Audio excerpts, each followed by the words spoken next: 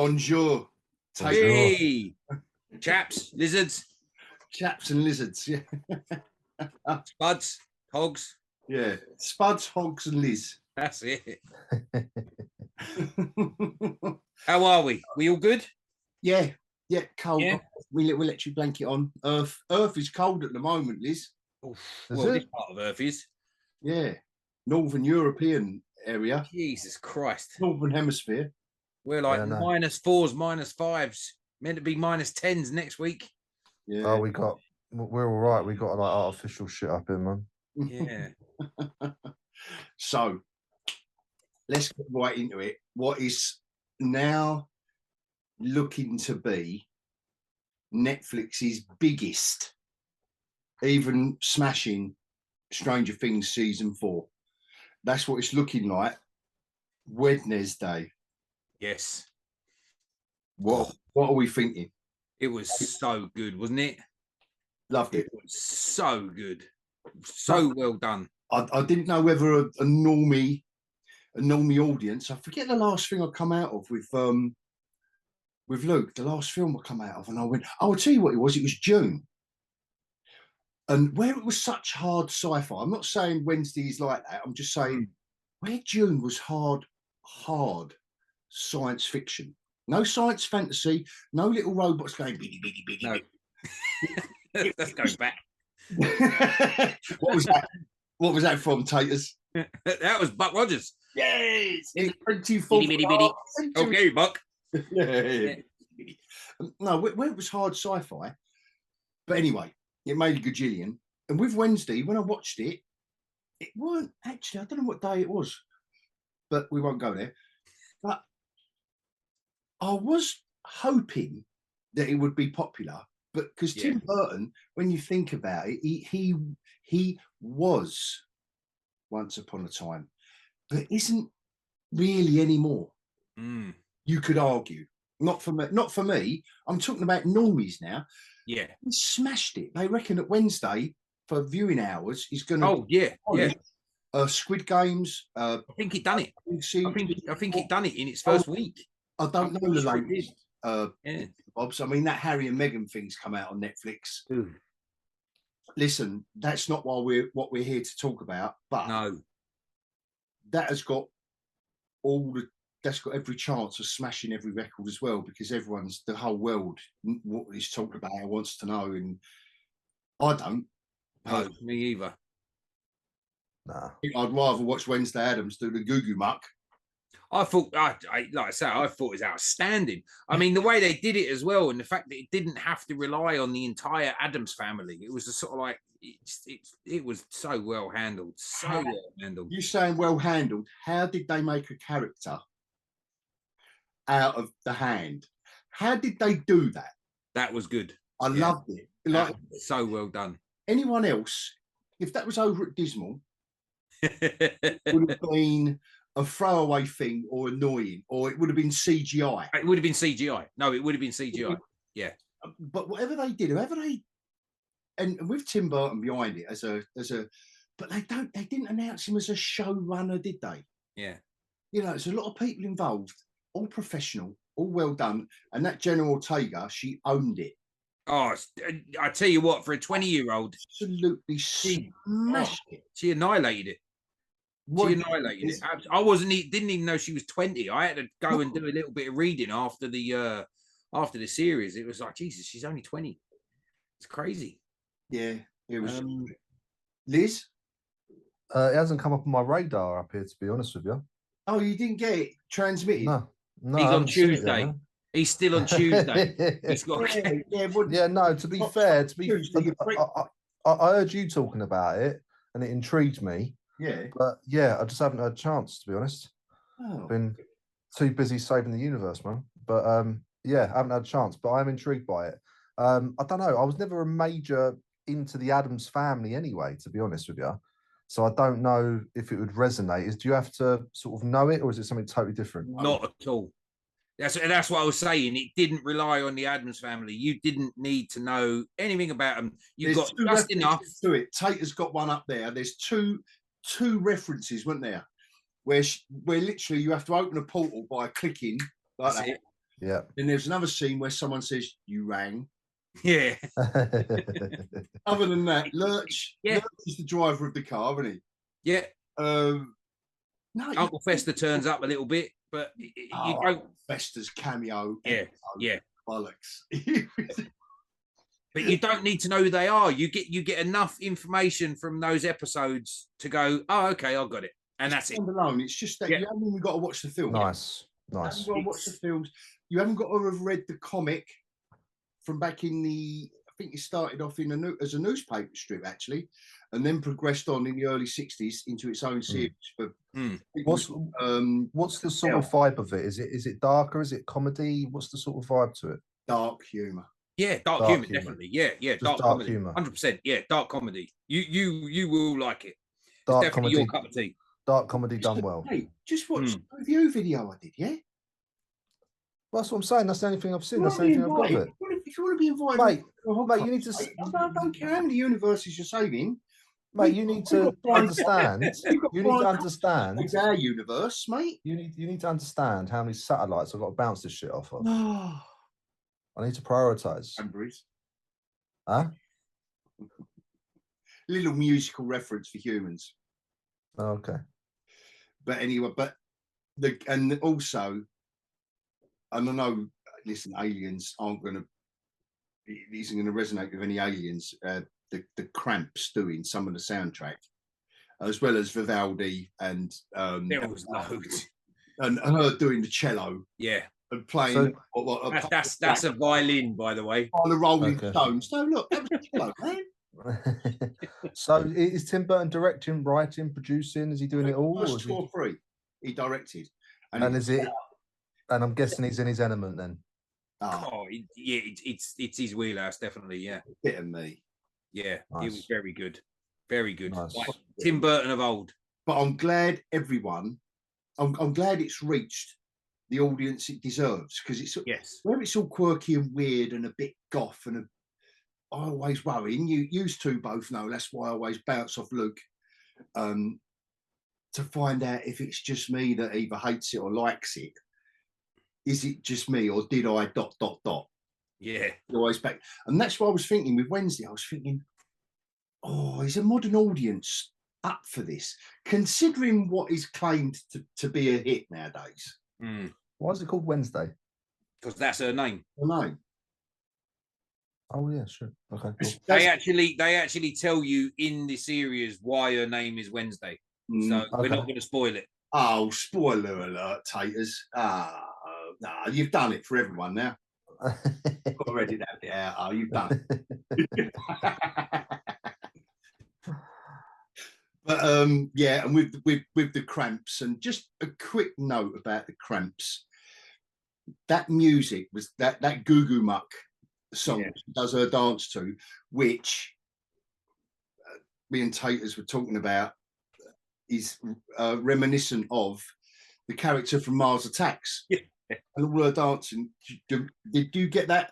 I don't know if that's if that's racist. Actually, is it? When Mars Attacks, it's probably banned.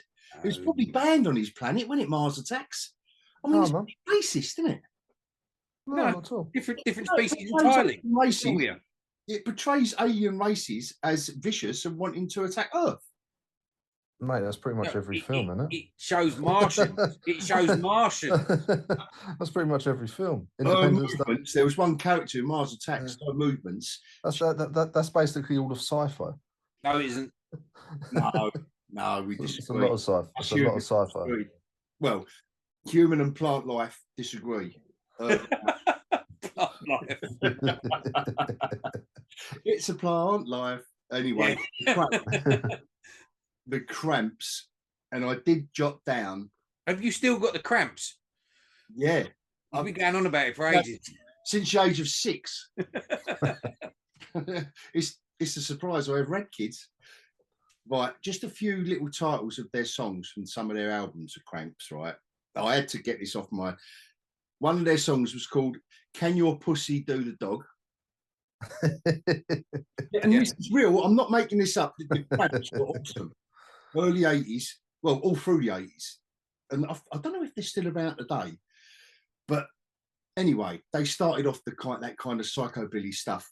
I was a teenage werewolf, bikini girls with machine guns, bend over old drive. No wonder you got the crap. Their tour, they did a tour.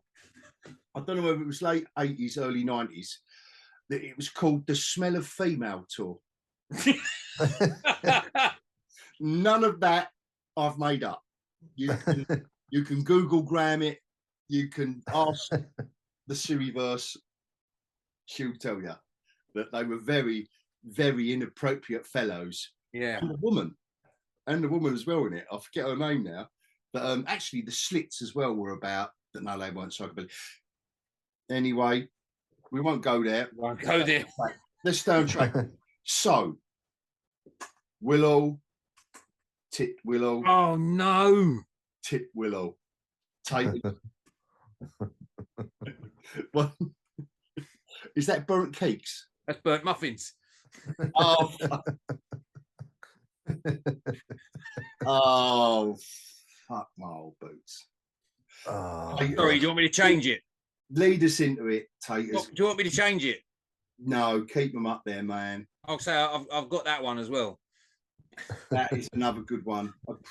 Very quel apropos, as they say in Belgium. Taters. Oh God, that was. Oh, I don't know. I'm still aching. It's just like we're 3 episodes in, and I haven't stopped hurting. Oh, it's so funny, isn't it? It is so funny, so funny. It's a sad funny. Yeah, sad funny. It's like cringeworthy funny, but hilarious. Have you actually watched this? Yes, I have. Oh, Then you go and lead on. Me and Taters. Come on, Liz. Hit us with Willow, Tit Willow, Tit Willow. Well, the stakes are raised, mate. She burnt her muffins, man. Like what? Like the thing is, and I'm going to start with one particular thing. The film wasn't even good. No, but I'm going to start with one particular thing. After all these years, and you see Warwick Davis pop up, I never realised how such a bad actor he really was. He's terrible. I'm going to say how small he was. He's terrible. I think that was the fact that he ain't done anything for so long. And I'm not trying to defend him. I don't know, obviously, but I think it's because he ain't done anything for so long. But and he jumped straight back in the deep end. To be fair, he's very masterful at having a very amateur dramatic voice whilst looking confused the whole time. Because that's all he does. He sort of raises his eyebrow, looks confused, but then delivers these. Did you get that in episode 3 as well? Did you get that in episode 3? His eyebrows are all over the place. Did anyone else notice that? Yeah, his eyebrows are all over the shop. Yeah, he was expressing the emotion of the scene. Yeah, but you're supposed to express with your eyes, not your eyebrows. He's an episode and a half too late. Here he says to the little northerner with the knives. Oh, he's amazing. That is the best character. Go and shiv. He went, just go and shiv. Yeah. Just go and shiv someone. Yeah, that was. But he delivers these proper like anatomatic sort of like speeches and little monologues about what's going on, but it's just so dry and wooden. But then his face just looks really confused. Like you literally see him trying to remember his lines. Oh, they all do, don't they? Like that scene where they're in the wagon, and she says, "Oh, it's all a bit bumpy, this wagon," and and you think, no, they're not going to. No, they can't.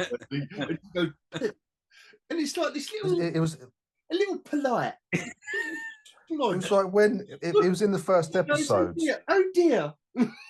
It was in the first episode when that old bloke that's with him saying we've got to be vigilant, we've got to keep our eyes open. He just gets an arrow through his. Yeah, that was hilarious.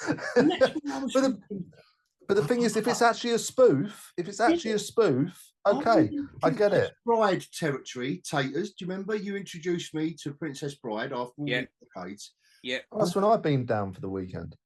Yes, and I thought, yeah, have Dismal done it? Have they finally? Princess Bride was good. He's making stuff. But Princess Bride was definitely a spoof. Yeah, but it was good. But yeah, it was good. Yeah, it was winking at the audience all the way through. Right, whether you like it or not, it was winking at the audience. Yeah. This fucking thing, as usual. It's not winking. They just got their eyes shut and they're wandering around like, what's happening? Yeah, I only have to replace one letter of the alphabet, don't I? to describe what it's doing towards the audience. Oh, it's very funny. Yeah, and trying to keep both eyes open. Like I said to you after episode 1, I got a little bit angry with the scene with the horses jumping off the cliff. I thought he was very angry. That pissed me off. I love those horse scenes.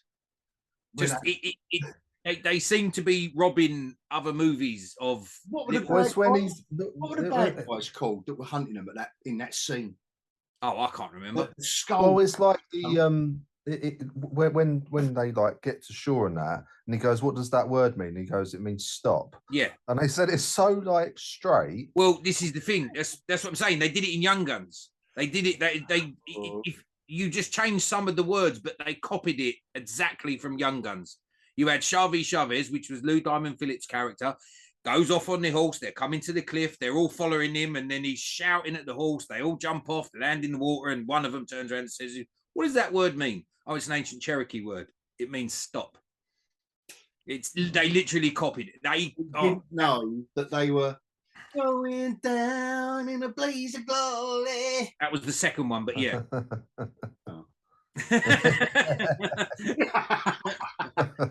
But like that bit wound me up. But then it was only a few minutes later we met the little Chuckle Brother, and that absolutely done me. It was just like he was amazing. I don't know his name. That is the best character.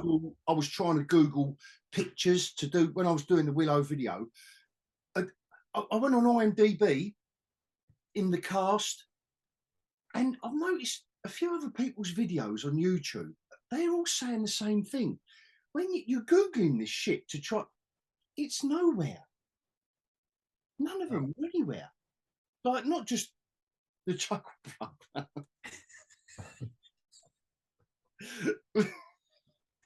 But I thought he was also when he waddles out in the first episode and he goes, "I'm Willow. I'm Willow."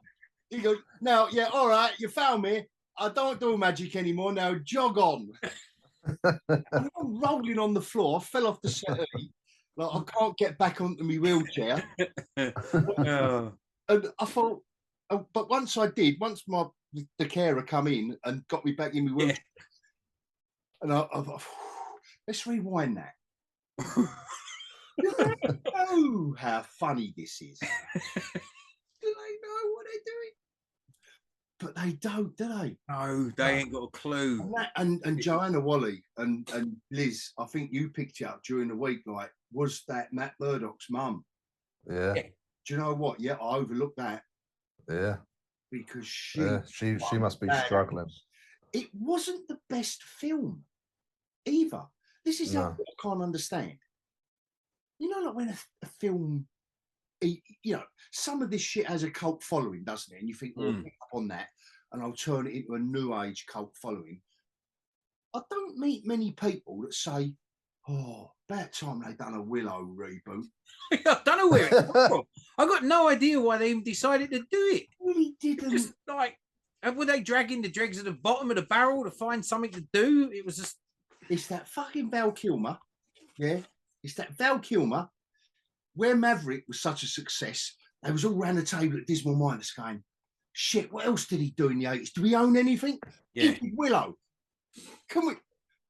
When does his contract come up at Tenable? Yeah. We can get him. Tenable. I mean, what's Warwick Davis actually done? Like, so he's been a space bear. There's no time to lose. There's no time to lose. Your background there. That's it. That was why I picked it. We've got no time to lose, but look at this sunset. Isn't it nice? Oh, it's beautiful. That CGI cloud with the light. And then one of them's telling the story of how bad it's going to be. And they're all looking at it. And then he goes, "There's no time to lose." I thought, hold on, you've been stood there for 5 minutes. Yeah. How many episodes have we got? You should have. We've done 3 so far. No, as in the rest of the season. Oh, I ain't got a clue. I don't how many know. I haven't episodes? actually looked. Oh, I hope there's 18. And they're really long episodes. Yeah, it's painful, mate, to be fair. Episode 3 was 45 minutes. I'm going, oh, shit. Well, isn't it ironic? The one time we want them to do a full-length week of TV, they do it with this. Yeah. They can go back to the 18-minute episodes. Yeah. Jesus from Falcon and Winter Soldier. No, I ain't going to go there. I was going to be really crude then about how I think she gets employment at Dismal Minus. That the acting in it, she is such a bad actress. Yeah, but they all are. Oh She no, fits in. no, not the Asian fella with the long hair. Orman. Oh, Orman. I don't know Orman. what I've seen him in or who he reminds me of. There's one of them's from Spider-Man, isn't it? He plays Flash. Yeah. Prince Cassian Andor. Yeah, that fella. Yeah. That guy and his character is properly spot on. Like how he is right from the beginning. Yeah. If they were talented, they would have just used his character to ground it. You know, that famous word. But everyone else is how they don't know. I mean, the guy from Spider-Man's pretty good, though. Yeah, I mean, like in episode 1, he had the line that absolutely made me freeze up. Is that the Prince? Yeah, the Prince. That's it. Yeah, Prince Goatee. Yeah, he the line where he's saying, where his dad's saying to him, "You got to go after your wife." You know, how can you live with yourself? Don't go. Well, it'd be tough, but I'll learn to live with it. Some of the script. That's what I mean about the know of it. Did they know? Well, it's about time the spoof genre came back. To be fair, isn't it? Oh. Yeah. We're working our way back to Police Squad. Yeah. It's bombing. I mean, Dismal have been very quiet about reporting. You know, normally they double down on stuff and they say, no, this is great. And this got 1 million, cajillion, squillion viewing hours in a roundabout way. They are not even lying about Willow, are they? Yeah, but I think Willow will get good viewing hours, but they'll get it for all the wrong reasons. Yeah, well, it ain't moment. No, what I'm saying. I think Willow will get. It's like all low down, but it's sucking. And then you look at Netflix doing that, and then you look at Dismal doing that, and you think, "Fuck!" And that's Dismal. Well, they fucked everything they've touched pretty much. But at least they brought it back with Guardians Holiday Special. that was so bad. That was Go on. Who wants to lead on that? Liz? No. yes, I will. Liz, we have to. Based. Taters, I think it's alien based, so I think really I'm raring to go. Liz, Yeah, go on in. I'm raring to go. Aliens and aliens retrieving Kevin Bacon. Just that alone is just like the most ridiculous thing ever. Yeah, it wasn't fucking good, was it? It doesn't even get me in the Christmas. It made me hate Christmas, to be honest. Didn't get me in the Christmas spirit. It made me fucking hate it. I'm trying to get you to love Christmas because it's an alien concept to you, isn't it? Yeah, exactly. It made me fucking hate it. Go on. Yeah, it was. There wasn't a single. It was aimed. It is what it is. It was aimed at children for a holiday special. It was literally aimed at children and no one else. Last year's Hawkeye one. Yeah, it's literally aimed for 5 to 10-year-olds. I think the best one I've seen on Disney. I think the best one I've seen on Disney was the Star Wars Lego. They did the Star Wars Lego holiday special. That was funny. Guys. Sorry, Liz. Just quickly about audience and who the audience is who they're aiming it at. Willow is 16 plus. Have you not noticed? 16 plus what months? Months. It can only be months. How? Can't be human years, can it? It can't be 12 months times. Or it's shoe size. Or or fucking nappy size. Yeah, there we go. Anyway, go on, carry on, Guardians. It's hard to criticize. Well, it's not hard to criticize it. It's not aimed at us. It's aimed at little 5-year-olds. But again, with the MCU, if you do things correctly, as we've been saying for a long time, you can aim it at everyone, just like the Infinity Saga did. It aimed at everyone, from young kids all the way up to adults, to fans of the comics, to newbies that aren't, you know, like normies sort of thing. But this, it was purely aimed at children, and I felt sick by the end of it, to be honest with you. It literally, it was horrible. It was every second of it. Kevin Bacon was, I don't know how much they paid him. I mean, he's never a good actor either, was he? No, I was honestly waiting for you to pull out a mobile phone. And start promoting a bit of the on the network you can trust. Yeah. When he answered the phone in space, I honestly thought he was going to go, "Oh yes, well done with EE." That would have been some marvelous product placement. I mean, he does a flip phone or something. But like Drax the Destroyer. All right, so his wife was killed and his family were killed, and he's an angry guy. He's a bit dim. He only deals in literal form, so that's how you get your comedy out of him. Like in the first Guardians, when he says, you know, nothing goes over my head, my reflexes are too fast, I'll catch it, right? Funny. Okay, fair enough. When he talks to Mantis, even in Guardians 2, when he talks to Mantis and he's going, "No, you're hideous, you're disgusting, you're not," like, he is a funny character. Yeah. Stick with the literal form. What was the film that was in where he was laughing? Stick with ha. Yeah. She knows, like, you love, like Star-Lord loves. Exactly. So with Drax, he is a funny character. Yeah. He's meant to be a funny character, even though he's this big, and that's kind of what makes it more funny. He's a big, muscly bloke that's fucking, so that's what makes it funny. And Batista does play it well. So when you come to do the Christmas special, the humor would come from Drax not fucking understanding it. Yeah. And then, like, so for example, Santa comes down your chimney. He'd be on guard by the fucking chimney. Do you know what I mean? Waiting to knife him or something. Do you know, it'd be, you could get the humor. Maybe not murder, Liz. No, but you could get the humor from it. Ground and rob him of his sack. Because they are the Guardians of the Galaxy, you know. You might have, but you could get the humor of it. What's in Santa's sack? But you could get the humor from it, from Drax taking things literally. That's how you could get the humor out of Drax, not having him obsessed with this blow-up elf and all that sort of shit. But then, do you know the bit that wound me up the most? No, pray tell. When Nebula gave Rocket Winter Soldier's arm, I'm thinking, how the fuck she got that? And what's Bucky doing at the moment? That's way. Oh, the whole thing. We know what he ain't doing.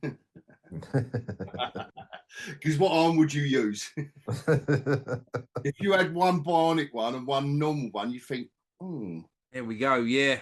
It's worth the risk. We don't go there. But no, overall, it wasn't a story, was it? It was just a little. It wasn't a special or anything like that. It wasn't even a short story. It was just. Well, I mean, it was no assembly of an assembly. Oh no! Wait! We found out how Star-Lord got his guns. Oh yeah, there we go. I fell asleep for a lot of it. And Mantis is his sister. I think in the holiday special, I think they're using the word special for a different context. Yeah. I think. Well, since when did Mantis start being able to jump around like that? Different. Yeah. Since when did Mantis start to be able to jump around like that? She hasn't done that before. When she was chasing Kevin Bacon. Because of things. And it looked so cheap, didn't it? Oh. It surprised me as well. These days have been doing some really good CGI. Well, right, okay. So look, you've been complaining about walking and talking, so they were just bouncing. There we go. They heard what you had to say, so they made some characters bounce. What's wrong with that? That's a positive spin that I love. There we go. A positive spin. All I'm going to say is I'll stick to Muppet Christmas Carol. Also, following your video that you dropped, what is it, last night at the moment, when you were saying about the wandering, The wondering and the talking. I'm surprised you didn't. The wondering and the pondering. You missed it. Go back and edit it. I'm going to edit this bit out where you tell me this. Yeah. I'm going to edit this out of the hogCAST. Okay. Stealing that. Yeah. Stealing it next week. Yeah, that's fine. 10%. Pondering and the pondering. No. Yeah. You get 0%. A bit like the creators of Dismal Minus. They get nothing. You get nothing out of the 5.82 I'm going to get out of my next. But what was with the animation as well at the beginning? Couldn't they just pay to get Michael Roker back in to play Yondu for a flashback? Like, what happened to the? Well, I think ain't him and James Gunn really good pals? I'm sure he would have probably done it for free. Right? Yeah. So Michael Roker would have easily come back for that. Yeah, absolutely. Why go to the animation for the beginning and the end? It just didn't make sense. Like, they must have got him back to do the voice. Yeah. Just get him back and put in the blue like makeup and because it was special. Anything. It was special. Yeah, the whole thing is, but again, it just shows it wasn't aimed for us. So we could rip it apart like we could rip most Christmas movies apart if we really wanted to, but it's not aimed at us. With such enthusiasm and dedication and heart, you don't. No.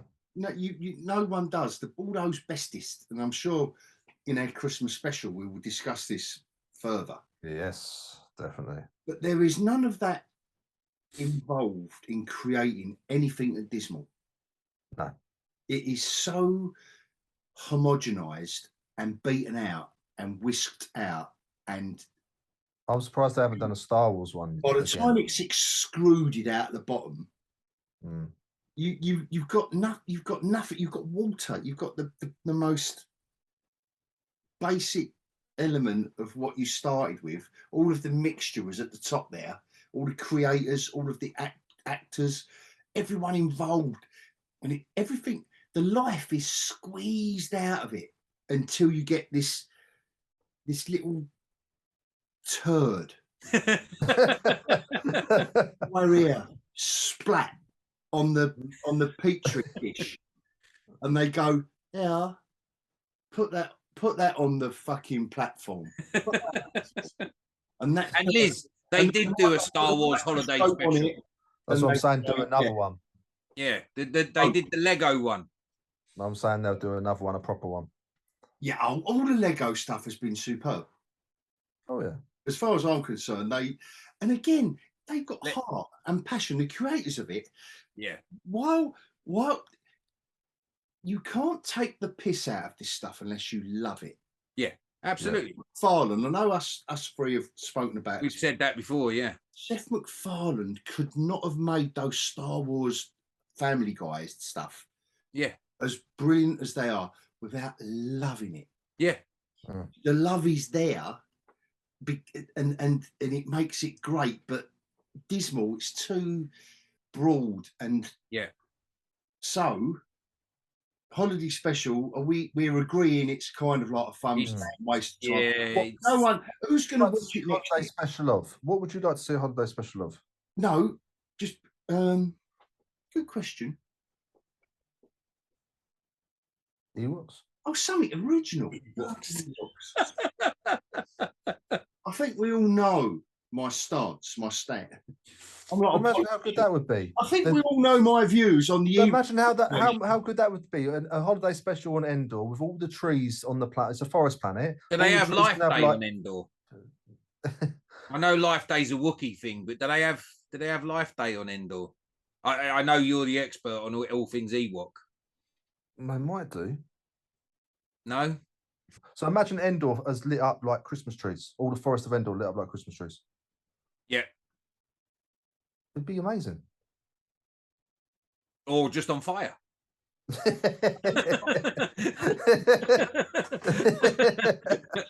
smell of space bear hair.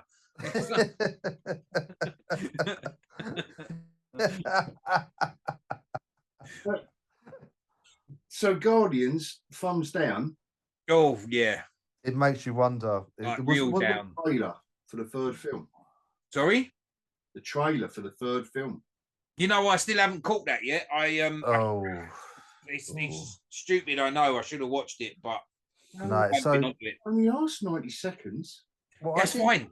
Yeah, that's fine. After watching that holiday special, I was just like, no, I'm all right for the moment. I'll give it a week. It makes me worry very much for James Gunn's involvement with DC, because at the beginning of that trailer, when they land on that planet, you think it's like a random neighborhood, and it's like a giant panda. Yeah. Like it's just, but it's What happened there? Earthquake. It's right. But it's like a giant panda, like just standing there, and it's literally like from a fancy dress shop. And we're supposed to believe this is some like random alien village that looks like a suburban America. And it's just weird. It's just weird. They've gone. It's all fucked. They've gone too far. I'm getting the to geekyOlhog vibes. Yeah. I mean, Drax basically boots a ball into a child's face at the beginning. Drax basically boots this ball, doesn't he, into this child's face. Now that is funny. Yeah, I'm going to say that's it's funny. It's something we all want to do, but you're not allowed. That is funny. And old Quill turns around and says, "Really?" Yeah. And there is humour there.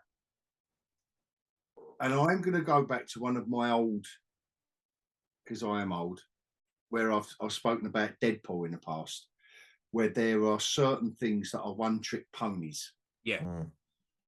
And Deadpool, they stretched out for 2 films, but they did it well. The first film was great.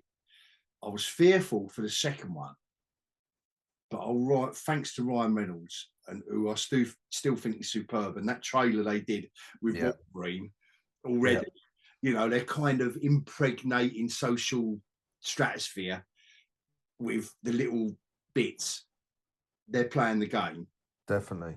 I see. The thing is, you look at the quality of Guardians 1, and then you go to Guardians 2 and how it dipped it's a one-trick pony that was a breath of fresh air.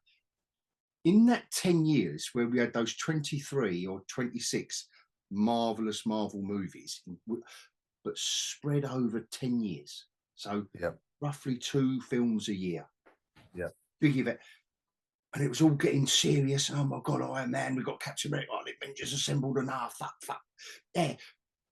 Guardians come out of nowhere, and it was like, I didn't see this one coming. No. That's what it was awesome. And then Guardians 2. When they shot their bolt, you watch the trailer and you think, yeah, it's funny. Drax has got the ball, ding, ding, and poof, straight in her face, and the kid is dropped. It's been done a million times. And then they're all going, boo. And then the rest of it, and the trailer ends with a scene from the first film where they're escaping the prison, where Raccoon is on top of a group of machine guns. Yeah. Going round and round, and I'm thinking, oh, fuck. Oh, sorry, you just mentioned Groot. Yeah. Does he in this trailer? Does he look like he did in the holiday special? Because he looks kind of weird. Yeah, he does. Oh. He's teenage Groot on roids, I think. Yeah. I would say it just looked like a cheap suit. He didn't look right. He didn't look right at all. He looked special, didn't he? There we go. Yeah, it looked strange. It was just weird. He was like bulky, wasn't he? It looked like some of his bark. It looks like his bark is diseased. Looks like he's got wood rot. Oh, it's just weird. Very weird. Yeah. But it makes me worry about DC. Even more so. Because when I've not seen the news that's dropped today then. What's that? No. What's dropped today? What about James Gunn? Hollywood Reporter.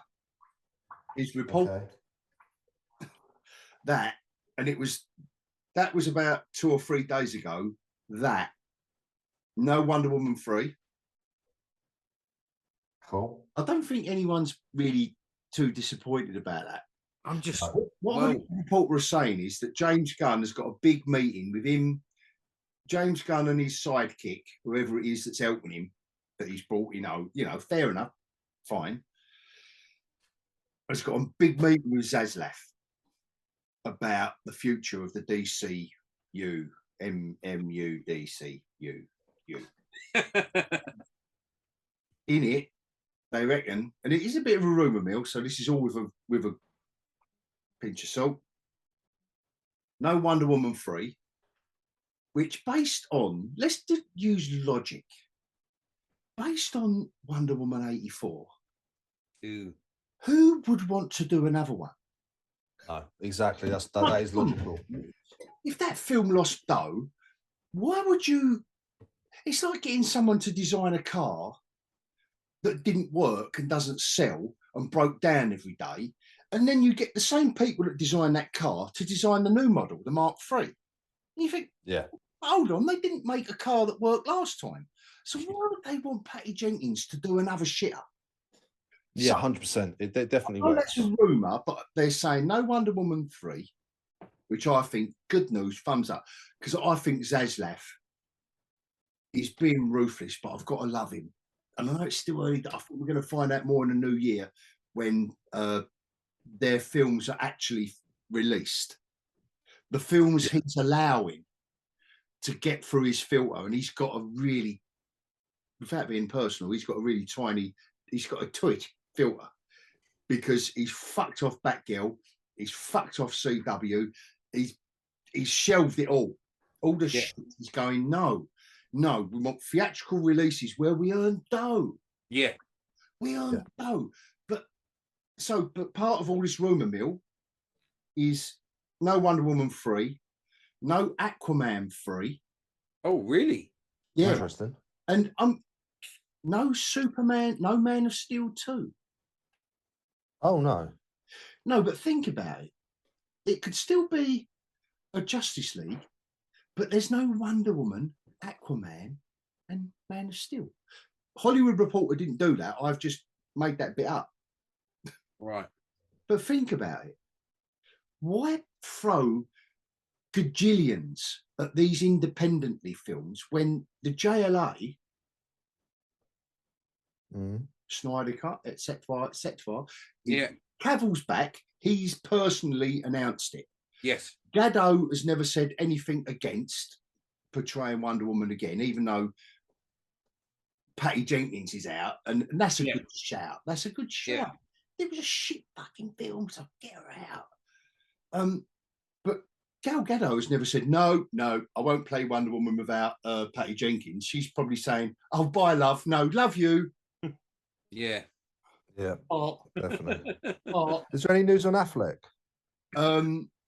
No, that is a bit silent. But Black Adam flopped. Did it? It's flopping. At best, it's going to break even. Wow. Global sales just short of 400 million. And I know we're throwing hundreds of millions around, but they cost hundreds of millions to make and promote. Yeah. Yeah, it hasn't even the promotional tour. The promotional tour for Black Adam was a big one as well. Yes, and they normally chuck got The Rock in it. Yeah. Look at the shit as he's done. Fucking Skyscraper and Rampage was good actually.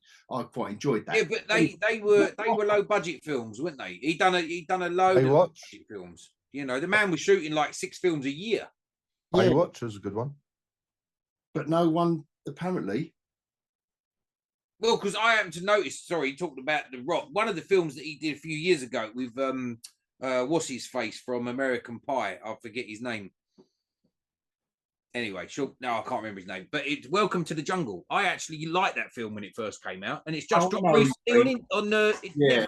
Yeah, I actually liked that film when it first came out, and I'm happy it's back because I was only thinking about it last week. Yeah. So he has made some good films. Baywatch. But Warner Brothers. Baywatch was funny. Baywatch was funny. He's doing some sensible stuff, which looks like he's just swept. And what did I say ages ago? We'll get to the point where, Chapek's gone from Dismal. Yeah. My worry is that he's hired James Gunn based off the Suicide Squad. Now, the Suicide Squad Have either of was. you watched Peacemaker? I've watched bits of it. My, It's all right. it It's did all go right. down well, didn't it? It did go. Yeah, it went down well and it's all right, but he's hired James Gunn based off of the Suicide Squad and Peacemaker. Now, for those characters, it kind of worked. The Suicide Squad wasn't the best movie, but it was an improvement, which is why I think it got a lot more praise. Yeah. Based off of that, is that what you've hired him to run your whole company, your whole DC universe off of? Because if that's your standard, then we're in trouble with James Gunn. And that, and out of all the decisions that Zaslav's made, and so far I've been behind most of his decisions, James Gunn is the one I'm sort of very hesitant on. I'm thinking, well, it could go well, it could go bad. I agree. Because the Suicide Squad was literally just Guardians of the Galaxy, but DCU characters. Yeah, it was the same vibe, same time. He's a one-trick pony. Yeah, Zach was their best. I think. Yeah, it's the opportunity. Zach was their best shot, but working with a producer or showrunner or whatever you want to call it, like the Kevin Feige equivalent. Yeah. But that understood Zach's knowledge and creativity, but would temper him, but would go, right, love you, man. I know where you're at, but we've got to do this. We're a corporation and we've got to do this. We've got to earn a bit of dough. We can't just make that too dark. We can't go there. We don't do that. Whatever it is, combination is magic. Yeah. That's what the MCU had. Yeah. For 10 years. They had that. But I think it was more organic. No one can tell me there was a plan. No, there wasn't. For that MCU. From Iron Man onwards. There was no plan. It was an organic thing where they thought, oh, Iron Man worked, but Captain America didn't. But what? Shut up. No. Listen, I mean, I'm talking about business. I'm talking about money. Moving. Right, okay. All right. Listen. Right, I'll forgive you. I got an effigy of him, nothing, casting a shadow on my wall. I know, that's an epic shadow. You know I love him. I'm not saying Captain America was a shitter. That was that even the first film. But I think it's still earned more than Shang-Chi as well, to be fair. Probably, yeah. In the chart of all the Marvel films. But what I'm saying is, business-wise, Iron Man earned some dollar. Then they done the first Avenger, and it didn't flop. It still earned money. Yeah. In today. I know. But you know what I'm getting at? If they was going to assemble the Avengers, they was thinking, oh, fuck, Captain America. Anyway, they plowed ahead. Anyway, without getting bogged down in all that. And to be fair, they brought it back with Winter Soldier and Civil War. They done bloody well. And that was the best one. The first Avenger, was definitely the weakest out of the three. One of those films that defines an era. I think Winter Soldier, the original Superman film, defined an era. Yes. Of filmmaking, comic storytelling, whatever you want to call it. Winter Soldier had the right, with the Russo brothers, the soundtrack, the stunts, the story, everything. All right, it had a bit of a belly on it. Weirdly, it's one of the only trilogies that actually got better as it went on with Captain America. Captain America, if you look at it, is purely a trilogy. Yeah. Each one got better. Yeah. And I do sort of just about pip Civil War above Winter Soldier, even though I love Winter Soldier to pieces. I do pip Civil War slightly, and I mean literally like 0.01% above Winter Soldier. They're so even. But yeah, it's one of the only trilogies that actually got better as it went on. Yeah. But I know what you mean about the first one. Whatever. But you saying there wasn't a plan? I happen to know firsthand there was a plan. It wasn't to extend. It wasn't necessarily extending. From when? From Right. Okay. A plan must have slotted into place. Sorry, Taters. That's all right. And from where? So when Iron Man come out and they thought, right, that's a hit, and then they obviously was planning First Avenger. They tried it. Or they tried it with Incredible Hulk. So they done Iron Man and then Incredible Hulk. So you know firsthand, where did the plan? Right. So I was privy to a bit of information that I shouldn't have. And that was purely because I was on the production of Captain America. I overheard people talking about the future plans and where they're going, and Chris Evans talking about his character and where it was progressing to. There was a plan, not necessarily to cover right up to Endgame, but there was definitely a plan within the Captain America story to assemble the Avengers. Yes. Nice. Yes, it was a plan. 100% it was a plan. And like I say, that is first-hand information from being on that set. So, and that's also why Captain America is the best Marvel film, because, you know, you're in it. Yeah. Name drop. I'm gonna edit all that out. So you in a film, I'm gonna edit that out. You can't overshadow me. It's my show. Yeah. You've got the action figure. Hello. That isn't an action figure.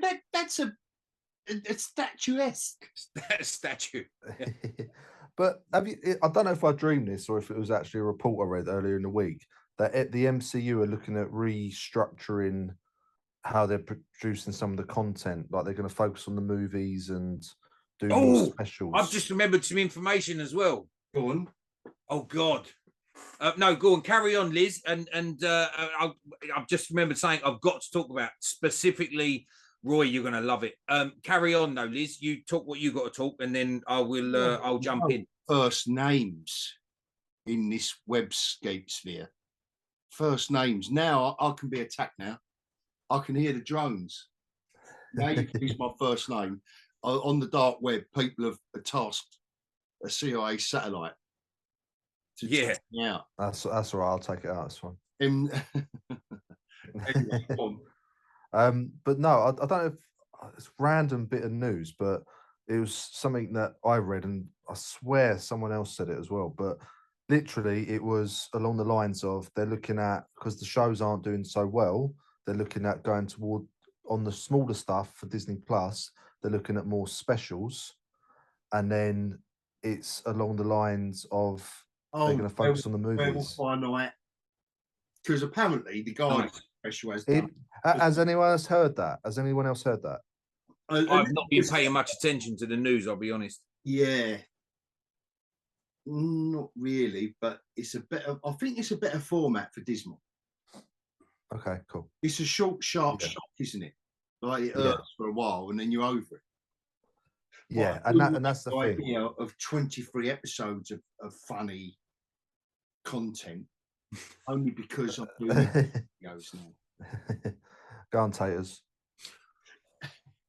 This one's special. This one is special. You're going to love it. Right. So it is only rumors at the moment. It's unconfirmed rumors, but rumors, right?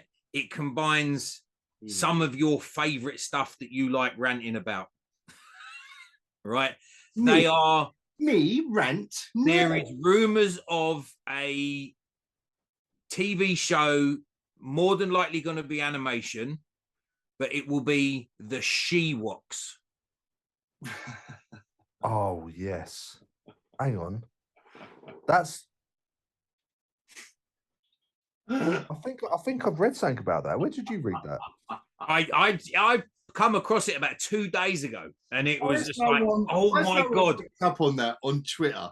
No, they're He-Woks, are they? What about She-Woks? No, the She-Woks. I'm sure it's going to be an animated. I remember seeing something about that. Write that and trademark that right now. She-Woks. She-Woks. I want a t-shirt. I remember reading something about that. Oh, that would be awesome. It will. Look at him! Look! Oh, I've got movement. Yeah, I bet you have. Oh, mate. Fucking She-Rock. It completely slipped my mind. There would be. Yeah, I read it a couple of days ago. Hmm? There could be She-Rock clubs. I thought it would be amazing. That is a bit of you. It is the perfect, pardon the pun, it's the perfect extension of the MCU. Yeah, pretty much. The She-Rocks. We've done him. We've done him. That's a holiday special I want to see. Yeah, I bet. I bet. Yeah. Did they have any She-Rocks in the original shit? I didn't watch that closely. Shut up, Tate. Yes, you did. Jedi, let alone Return of the Jedi. So, oh yeah, when there's more news about that, I'll let you know. You keep us all informed. Keep the YouTube sphere. Yeah, informed. Absolutely. Come here for your She-Rock news. But further on from the Guardians, which we used to deviate off the track, by the way. Slightly. I'm going to put that on record. It wasn't me this time. Adam Warlock in the Guardians trailer. Yeah. That wasn't the way I thought Adam Warlock was going to be depicted. I saw like a poster or something of the Adam Warlock character, and it didn't look. He don't look the part. It didn't look great. Yeah, it didn't. You know, like when Chris Evans. I know it's radio DJ. It's the Chris. No, not the ginger. Talking about Steve Rogers. Right. Okay. I'm talking about Thor. And I'm talking about the guys. All right. Old cheeky chops, Black Widow. The men and women that looked the part.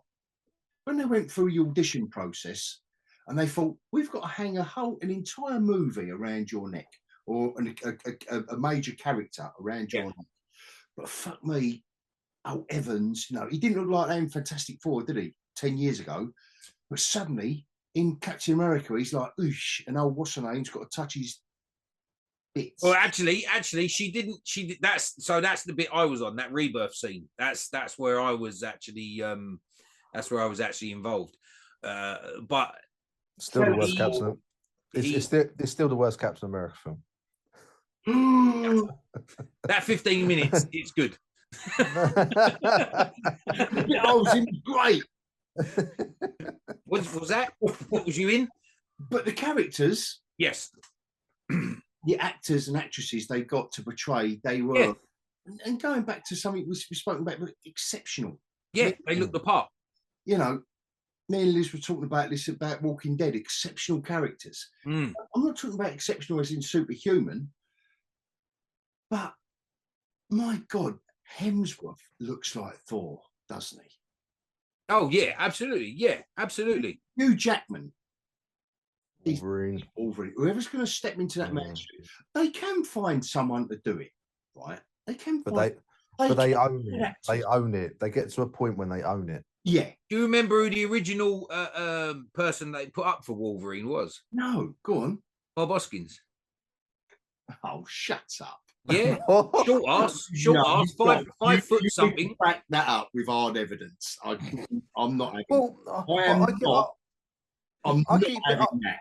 I don't care how much gin and tonic I've had. I am not. As the actress said to the bishop, I'm not swallowing that one. No, it was Joe Pesci. No, it was no, but no. The point I'm making is no, I know. What is it with you and midgets? What was Wolverine? 5'2". No. Wolverine was 5'2", wasn't he? Wolverine, yeah. He was 5'2" when he was a short ass. I don't know, bub. I'm sure he was a short ass in the comic. That's why I think when Hugh Jackman first got announced as Wolverine, everyone was like, "Oh my God, he's 6 foot. That's not right." Blah, blah. And they all got the ump. But he did that character well. To be fair, when Bryan Singer was setting up the first X-Men film, everyone had the hump about everything, even though what's his name? Yeah. And, they're massively underrated, the original X-Men trilogy. Yeah. That's highly I underrated. don't know about the first two. I think the first two films, I think, are still held in high regard, to be fair. Overlooked, to be fair, Liz, overshadowed by all the crapola. Yeah, definitely. But when you look have you heard who they want? Well, who people have been sort of rumoring? It's been defunct now, but for a while, people kept saying that Daniel Radcliffe was going to be the next Wolverine. No. That's oh god. Fucking Harry Potter as Wolverine. Yeah. Let's do it. Let's bring back Malfoy as Magneto. Yeah. His 3 wands come out. Ping, ping, ping. Let's bring back old Dopey Bollocks, who's having a pop at the woman that spoke, J.K. Rowling. Who's the actress in it? Hermione. Emma Watson. Yeah, Emma Watson. Bring her back as Jean Grey. That'll work. Do it Willow-esque. Yeah. Here's some lines. Don't act, just speak. Yes. So whilst we're on the subject of Wolverine, be there in the moment, everyone. Whilst we're on the subject of Wolverine, so obviously we know he's going to be in Deadpool 3. Yes. There's some more news that I found out today, and it is I say news, I say that very loosely, it's a rumor about the next 2 Avengers movies. Go on. So it's Kang Dynasty and Secret Wars, isn't it? Yeah, so it's a 2-parter, as we know. Kang Dynasty. The rumor is, the plot is that apparently Kang wins. He defeats the entire multiverse, and he wins, and he takes out everyone. And then Secret done before, is it? Exactly. Then Secret Wars. Oh, and apparently Kang's going to be the Kang that we see in Ant-Man and the Wasp is going to be the leader of the Kang Council, where there's loads of other random Kangs. So they're nicking a bit from Rick and Morty. right. And then on top of that, Kang. I love it. Kang then wins, and then in Secret Wars, the surviving Avengers from 616 go across the multiverse to get variants and random people to help to then fight back. So basically, it's the plot of Infinity War and Endgame, but it's with Kang and a multiverse. Yeah.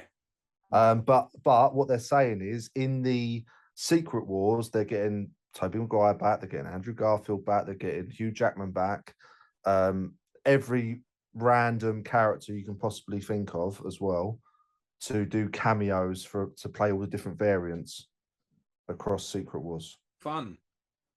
But the plot point is essentially the same as Infinity War. Yeah. Thanos wins, Kang wins, then we go back and we go across. The one thing I happened to see recently. Nostalgia bait don't hurt, does it? You know, like the Spider-Man film. No, it doesn't. Yeah. And when we talk about nostalgia bait, it also doesn't hurt with what they did with Endgame, where they're going back to certain key moments in time. That technically is a little bit of nostalgia bait, but they made it work. They made it part of the story. They're doing it for the nostalgia bait this time, instead of working it, having your story and then working nostalgia bait into the story. Like when we watched Endgame and all of a sudden they go back to the Battle of New York, we're all like, yes, awesome. This time, oh, okay, so we're going to see Tobey Maguire again. We've already seen that in Spider-Man. Like, what else? It's not bringing anything to it. We're already seeing Wolverine and Deadpool. So you're just rehashing the same shit again. That's all it is. Exactly. Same old shit. All the constraints. You know, there are plenty of good creators out there. Writers, directors, special effects people, everything. No one wants to get into that job description without wanting to be creative. But the expectations and the demands on them from people that know nothing about what they're trying to do means that you get so much crap, that you get so much, which is why stuff like Wednesday, unfiltered, filtered through like Tim Burton, but filtered for a modern audience via Netflix, where they've they allow Tim Burton to do a certain bit, but rein him in. Because even as much as I love that man, you let him go off on a tangent and you will get something Random. that I'm interested in. And You get something weird, yeah. Yeah, very random. Yeah. But I don't know what Dismal, having said that, I don't know what Dismal do anymore. No, I don't. I I mean, don't understand you know, how something they like Willow work this shit out. gets excreted out.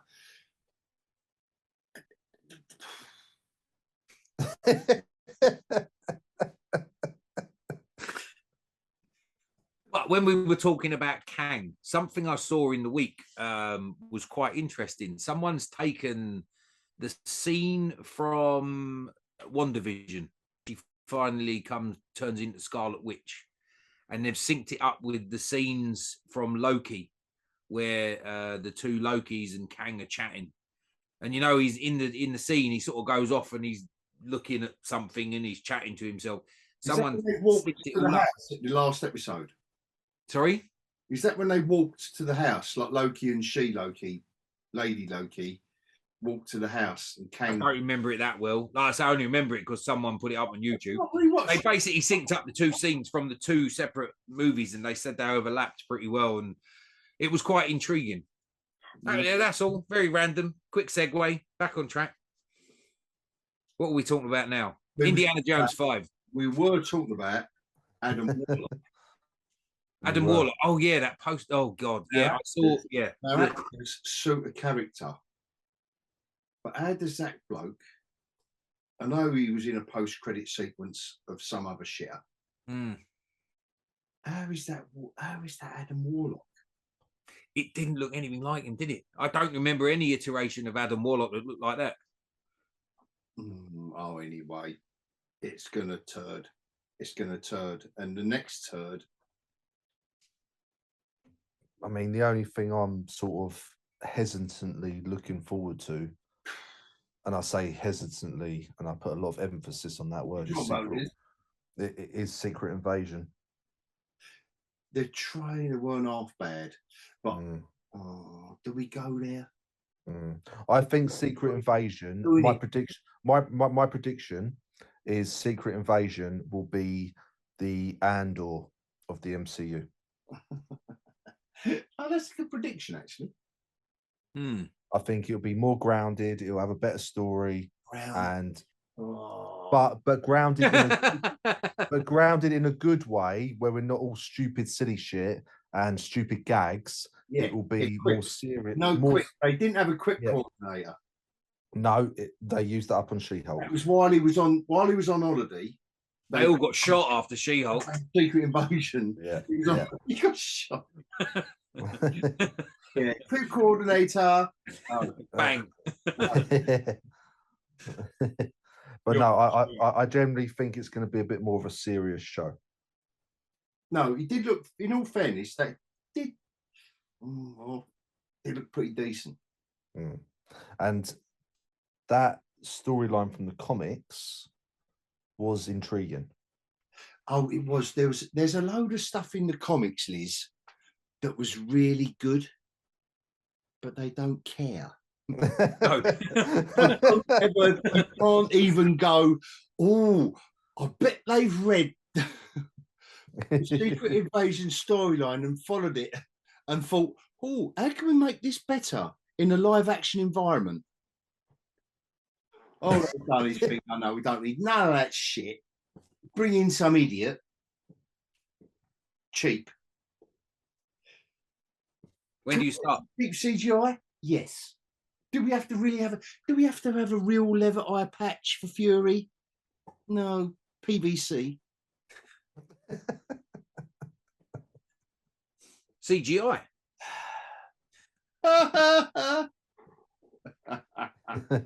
CG PVC eye. There we go. That can be a new fucking Marvel team up. Yeah. It's shocking though how it keeps. Surely the tap has got to like how the water companies in England keep sending out sewerage into the rivers and the sea. Surely that tap of sewerage at Dismal because of the money involved, and they can't keep on doing it and losing money. You look at the wider scenario of the films, Strange World, Bombs. What's the other animated one they done? Dismal aren't earning any money. No, They're not selling any toys.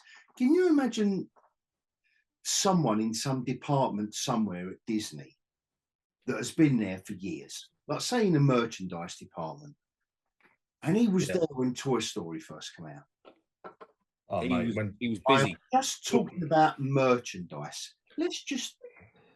Well, Toy Story in general, just when that first came out, that Buzz Lightyear, that Christmas, that Buzz Lightyear was like the hot toy that everyone wanted. But even the you know, there's a snake in my box. Yeah, just it was all pull back. And I'm saying pull back and Woody in the same sentence, but we don't go there. We just don't go there. I know it's getting late. Before you used to attack me, we don't go there. I'm talking about merchandise. Right. Yeah. Look at the wasteland now. Yeah, there's nothing. Look at the wasteland. There's nothing, mate. From a corporation, and they're looking. Who's the head of merchandising now going, well, what do we do a toy of now? What strange films that they're doing at the moment, Disney, they might be, I haven't watched them, so I can't slate the film, but I'm just talking about a corporation and a business that used to earn $1 gajillion selling merchandise, T-shirts of Toy Story or Frozen or the Avengers or Spider-Man or whatever it was. Where is that merchandise now? No, I know. I honestly don't know, man. That has got to be a massive, massive hole in their profit. The last thing I saw that was come out as a toy, which was relatively recently, was the little Lola droid from Kenobi. What? Fuck. Yeah. Who's buying that? I ain't got a clue. I mean, the Baby Yoda, the Grogu, yeah. From anecdotally, just what I hear in and around the comic shops and merchandising shops I go around, you could say that is a hit. Yeah. And in the wider world, you can see that there's Baby Yodas everywhere. And I get it. I do get it. You can imagine a little Baby Yoda set of fucking slippers for Christmas, can't you? Yeah. But that is music to the merchandising department's ears. Yeah. What else? That's what I'm saying. There's Boba Fett ain't even hardcore now, is he? No one wants to buy a Boba Fett figure, because he used to be a bit mysterious and hardcore. Who wants to buy that now? Because he's a bit. People want to buy Mandalorians instead. Yeah. Do you know what I mean? How do you get to the point? Now, don't get me wrong. We have different opinions on. We have different opinions on Mandalorian. So between all three of us, we've got totally different opinions on Mandalorian. You haven't finished season 2. You love it. I'm in the middle. But regardless, even though the Mandalorian is, I think I do enjoy it. I did like it, but there is a lot of issues with it. But I still enjoyed it, and I can sort of forgive the issues because I was still entertained. But at the same time, once. What's that? You was entertained once. Yeah, maybe twice. But maybe goes back to it and buys the T-shirt. Yeah, and that's the thing. But still, the Mandalorian as a character and the armor, he looks fucking cool. How does that overshadow Boba Fett? Do you know what I mean? Because Boba Fett was the original person that wore that armor. I know we've gone into the Mandalorian culture and all that sort of side of it, but Boba Fett was the original one that wore that armor. Boba Fett should be the fucking coolest of all of them. I know you can argue, and Taters, you'll probably argue that, technically it's a clone of Django and this and that. But wasn't Mandalorian. Who wasn't Mandalorian, exactly. But it was all built off of Boba Fett. It was all built off of Boba Fett. The idea. Oh came yeah, from Boba Fett. absolutely. So, Yeah, absolutely. So Boba Fett, regardless if he was actually, regardless of the lore and whether he was actually a Mandalorian or not, Boba Fett should be your badass and your pinnacle of people that wears that armor. And they fucked him hard. And he was, and look what we got with the Boba Fett show. He was riding a Rancor through Mos Eisley. The Boba Fett show. Mos Espa. Boba Fett show. That's what they should call that. The Boba Fett Saturday special. Next Star Wars excretion. What is it? Bad Batch. Bad Batch. LOL. No, I mean proper stuff, not kiddie. Mandalorian season 3. Yeah, Mandalorian season 3. You've got Ahsoka next year as well. No, I can't. I can't wait to do something. Listen, hang on 2 seconds. Just listen to this. Oh, was that a beer by any chance? Yeah, a beer can. I've got it imported, man. Where from? Mos Eisley. Scum and villainy. Yeah. Oh dear. But no, Star Wars projects, yeah. So TV shows, yeah, Mandalorian, Ahsoka, if you don't want to go down the animated route. Nevertheless, Ahsoka I'm intrigued about. The excitement around all of this, where have they gone, you know, apart from the obvious with Dismal? You can tell how distant they are from any kind of. And again, I've still got my metaphorical business hat on, because they've drifted so far away from any further interest in their characters. Because all of these characters that all of the characters they're destroying were created over years through films, books, comics. And isn't it mad they can destroy it in seconds? Like the up to Endgame, the MCU. What is that phase? I don't know what fucking phase they call that of MCU. Because suddenly it was phase 4 after Endgame. Like, yeah, phase 1 to 3 is Infinity Saga. Yeah. That took 10 years. And then suddenly there was, how many films and TV shows was there? It's like 12, 15 in 2 years. From the pandemic onwards, we had fucking Black Widow and WandaVision, Falcon Winter Soldier, and on and on and on. A fucking deluge of crap. You know, I'm going back to the sewage analogy.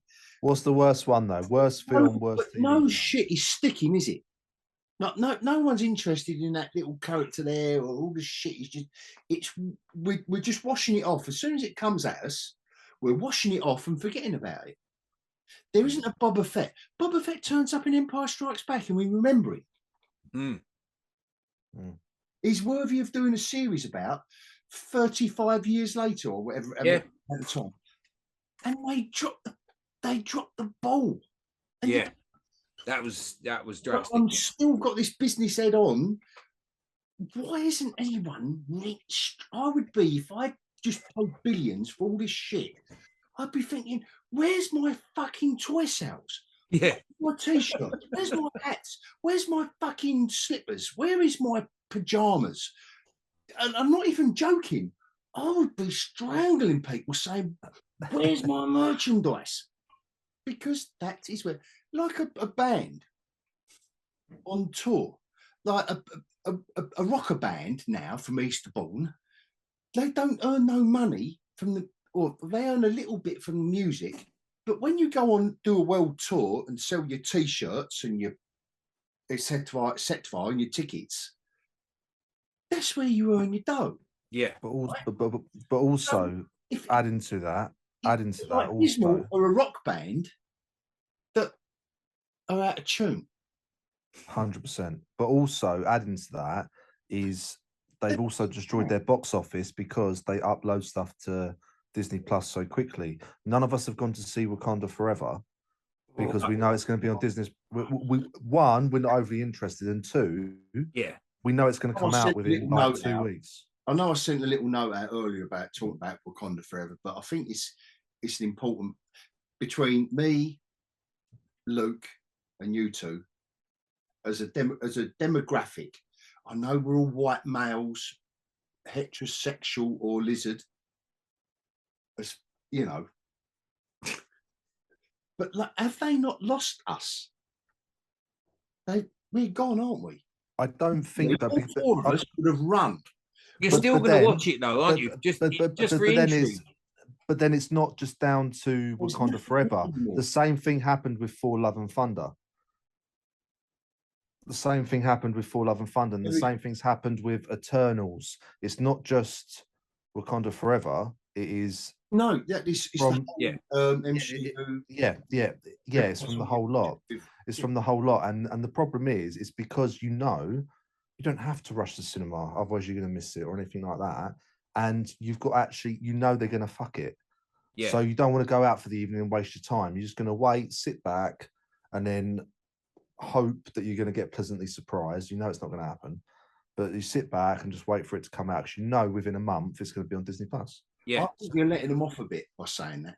That excuse, I think, only applies so far, because you know it's going to come out and if you thought it was going to be good. Yeah, exactly. If you like we all know Avatar 2. Yes. Yeah. Is going to be good. We all want to go to the cinema. We might not want to go the first week, but we're all going to go and see that in the cinema. Oh yeah, definitely. Yeah, absolutely. It's become an event. It's about Wakanda and all that, but Avatar is an event. Avatar is an event, whereas the MCU, where it's in your face all the time, when MCU film comes out, it's no longer an event. Oh, it's fatigue. So, it's no longer an event. And then the last time I went to the cinema to see an MCU film was Spider-Man. No Way Home. That was the last time. Yeah, I had to sneak in and everything. But that was the last time. Does whatever a spider pig does. From a web. No, he can't. He's a pig. That's something coming out soon as well, isn't it? Into the Spider-Verse 2. Sony's Into the Spider-Verse, the animated. Did you watch that first time round? I did. And what, the Miles Morales? Yes. Yeah, Luke slapped me around the head and said, "Watch it, you idiot." And I watched it and loved it. It's brilliant. Yeah. Now there's a spider pig for you. Peter Porker. Yeah, Spider Ham. Yeah, it's just amazing. That's a better spider pig. They'll overdo it. Now, this time. I hope not. Yeah, but this is Sony Marvel. They're going to overdo it. They're going to fuck it. They can't do it as a pure animated extravaganza. Yeah, but you've got faith in Sony Marvel. Look at what they've done with Morbius. Oh, I'm not saying I've got faith. I'm not saying I've got faith. No, Jesus Christ. No, Venom, Morbius prove that no, there's no faith. That's a shame. And they can do Werewolf by Night so well. Yeah. Yeah. And it doesn't, none of it makes sense. And that's where they're all disjointed and, Well, we've got Craven coming soon as well, haven't we? Yeah. Craven the Hunter. No, you're already down on that one. Okay. No, I'm not down on it, but it's a bit like that, isn't it? It's like, I mean, the first thing that sort of like got me is them. I want them to do Craven properly, but the guy they got playing. They've got the guy. Played Quicksilver. Yeah. Who they got to do Craven? He's a decent actor, and he was that Bullet Train that he was in. Is good. Have you seen that? I don't know. What was he in? He was in Kick-Ass, and he was in. He's grown up with his brother. Yeah. Yeah, he's grown up now. So, which is all good, but it's just that letting them, like trusting them to do Craven the Hunter as someone hardcore. Really, he's just short of Punisher. Yeah. Yeah. And they ain't going to do that. Well, yeah. And I can't wait for Burnfall to turn up. I think the key to it is that we've lost the trust. Born again. We've been hurt so many times, we've lost trust. That's it. That's why we're not rushing. Yeah, and what they do, even if it'll only be that good. Yeah. Because they'll do it just about. It's like Andor. which I enjoyed. Good. But it was that good, wasn't it? It weren't. It weren't a spectacle. Broken, and I don't mean everything's got to break the mold. No, it was only that good because there was so much filler and so much shit early on. Wandering, talking, walking, you know. And again, that's Disney Plus and their format. All of Mon Mothma stuff, I think, was a waste of time. There've been 6 episodes of awesomeness. Yeah, but again, it's Disney Plus and their formatting issues. That is a major issue throughout everything that they've done. Yeah, but I mean, what else can they fuck? Indie. Indy 5. Poor sod.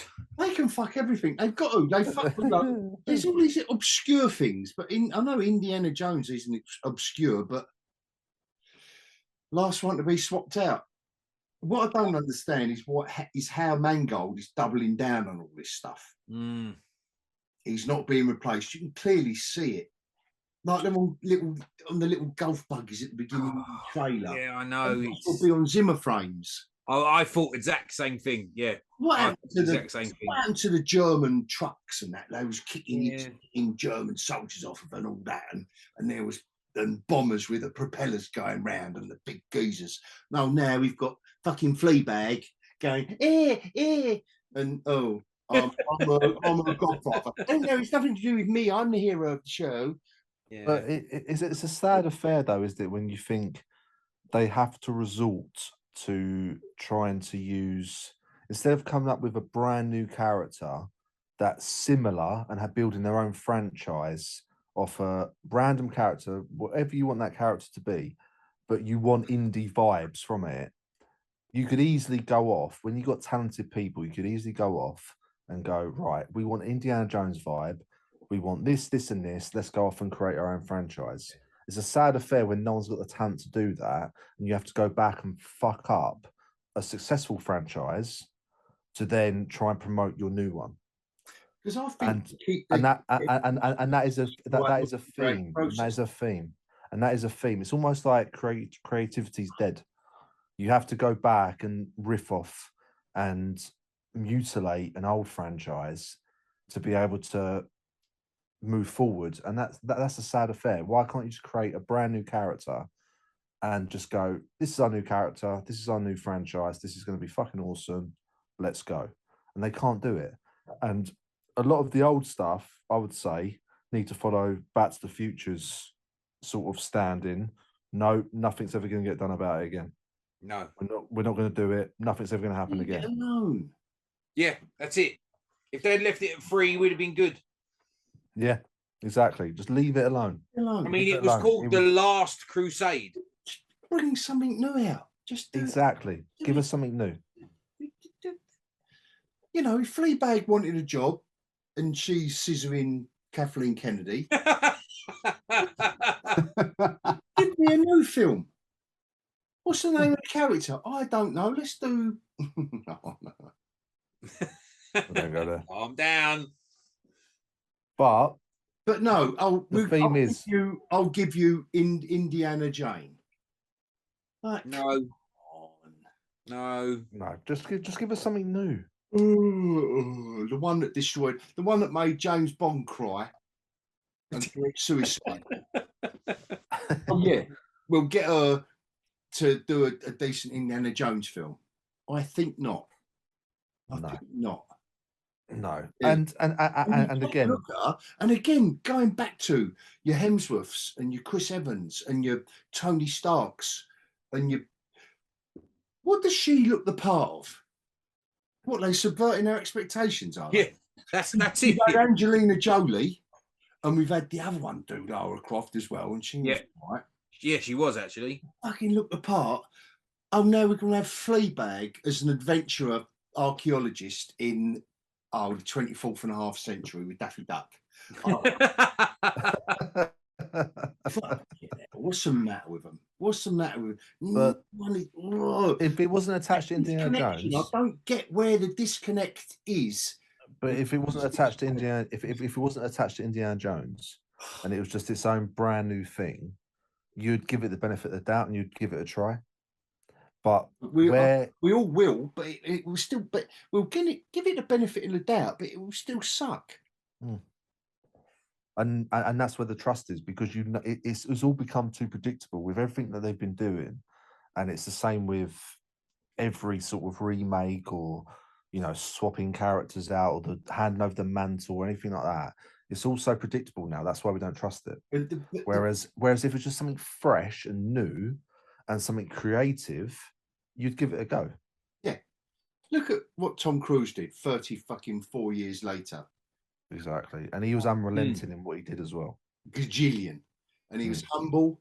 And he said, I'm so appreciative of everyone coming back to this character after all this time. Yeah. But I wanted to do it right. And I'm still white. Maverick is still heterosexual. There's no identity politics in this film. Yet we've got a woman pilot, because there are woman pilots now. The world has moved on. Yeah. And I'm not even joking now. The world has moved on. And it had everything in it below the Maverick character that we all go to the cinema to see him doing daring do. Why can't they understand? Why don't they get it? Jack Reacher on Amazon just before Wednesday. Very good. He's hitting the headlines with Netflix, and Stranger Things hit the headlines with Netflix. Jack Reacher. What was the other big hit? Like the normal Terminal List. Thank you. The normal stuff and Chris Pratt gets given so much stick on social media. Yeah. Because he's a white heterosexual Christian male.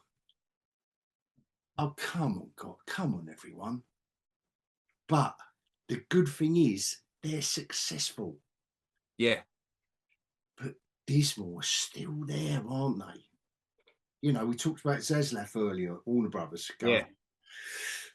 And he's obviously trying to convince all the boys, look, I'm the one that's going to be the mediator between the money and the creativity, but kind of talking sense. Zaslav has said on record he wants Superman back. Yeah. Who wouldn't? Love him for that. He's shelved a load of shit. He's kicked a load of fucking crap out the door. And I know I made my 5-year prediction that all these corporations would all roll back to making stuff that people wanted to go and see in the cinema. I was very cinema specific with my prediction, I've got to be honest. But it's got to go there. And Zaslav is saying exactly what I've been saying. Unless you spend this lump of money, this 100 million there, right? How do we know we've earned any money on that? If we just stream that, we get some subscribers that come and go. And go. But if we spend 100 million and we put Momoa or Affleck or Cavill or Hemsworth or anyone in this film, and it earns us, and it earns us 500 million, we can quantify the success of that. Yeah, exactly. Streaming.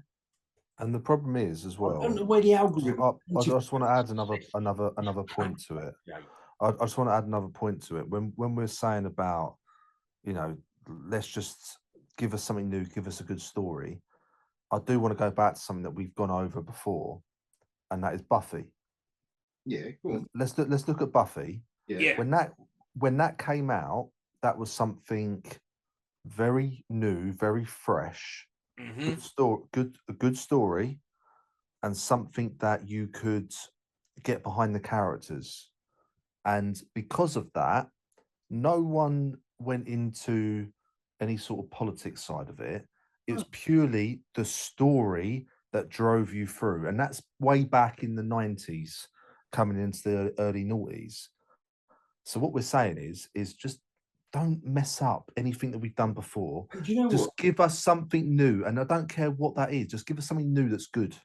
Yeah, and you saying that now, Liz, Ms. Marvel, and I'm not joking, but Ms. Marvel could have been the equivalent of Buffy. You know, the quippy modern take 100%. on the high school jinx of everything. Whatever Buffy distilled down into a fantastical element. And I still say Ms. Marvel was overly maligned. Yeah. Because of all of the dismal stuff that I'm saying, they don't even know their audience. I think Ms. Marvel did. I don't think they was aiming high. No, I got that impression.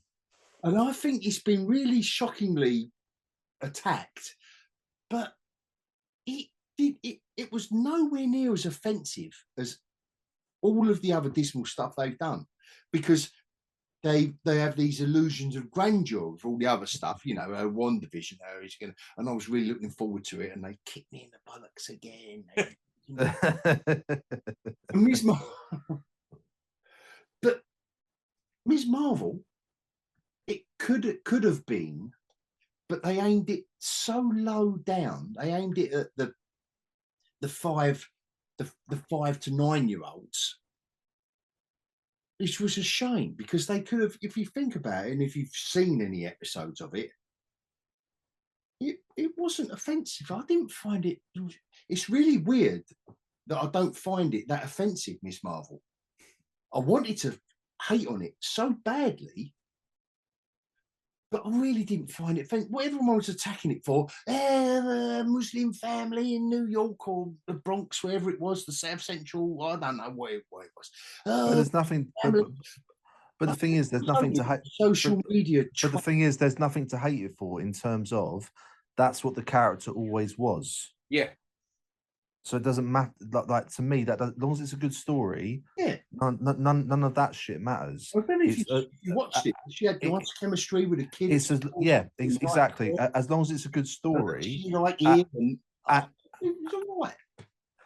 unless you're creating a brand new character, and then you can just go with whatever way you want. But if you're sort of adapting, brand new, imagine Dismal Minus doing a brand new character. Exactly.